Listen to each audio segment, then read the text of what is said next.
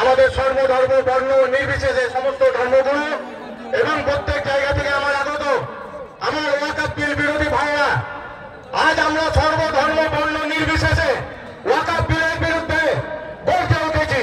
তার কারণ এই ওয়াকফ বিল আমাদের নিজেদের আত্মরক্ষা, নিজেদের আত্মসম্মান, আমাদের ধর্মের বিরোধী।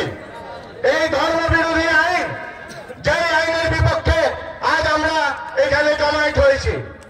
এই ধর্ম আমাদেরকে শিখিয়েছে, আমাদের ইসলাম ধর্ম, আমাদের হিন্দু ধর্ম, আমাদের জৈন ধর্ম শান্তি সম্প্রীতি বজায় রেখে এবং আমাদের সংবিধান আমাদেরকে অধিকার দিয়েছে আমাদের নিজের ধর্ম আমরা নিজের মতন করে পালন করব।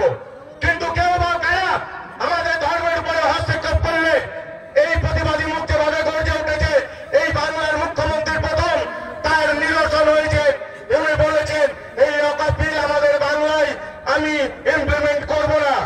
আজ আমরা মমতা ব্যানার্জি মুখ্যমন্ত্রীকে ধন্যবাদ জানাই।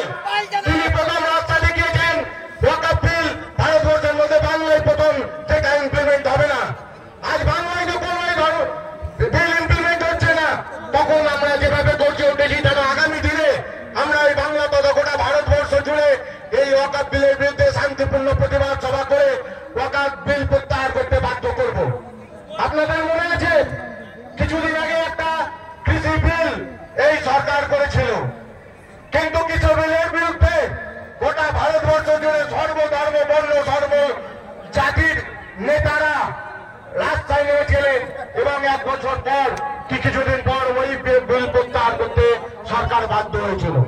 আজ আমরা বাংলা থেকে যে প্রতিবাদ তৈরি করছি, সেই প্রতিবাদ আগামী দিনে গোটা ভারতবর্ষ জুড়ে কৃষি বিলের নিরিখে শান্তিপূর্ণভাবে এমন প্রতিবাদ হবে যেন আমাদের নিজের ধর্মে নিজ নিজ ধর্মে কেউ যেন হস্তক্ষেপ করতে না পারে এবং এই বিল প্রত্যাহার করতে সরকার বাধ্য হয়।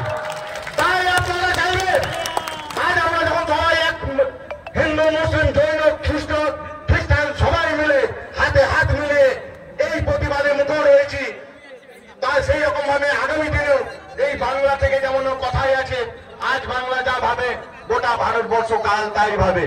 তো সেই রকম ভাবে ওয়াকফ বিলের বিরুদ্ধে প্রতিবাদ গর্জন এই বাংলা থেকেই আমাদের প্রথম শুরু হয়েছে এবং আমাদের সরকার আমাদেরকে সাথ দিয়েছে এবং আগামী দিনে এই সরকার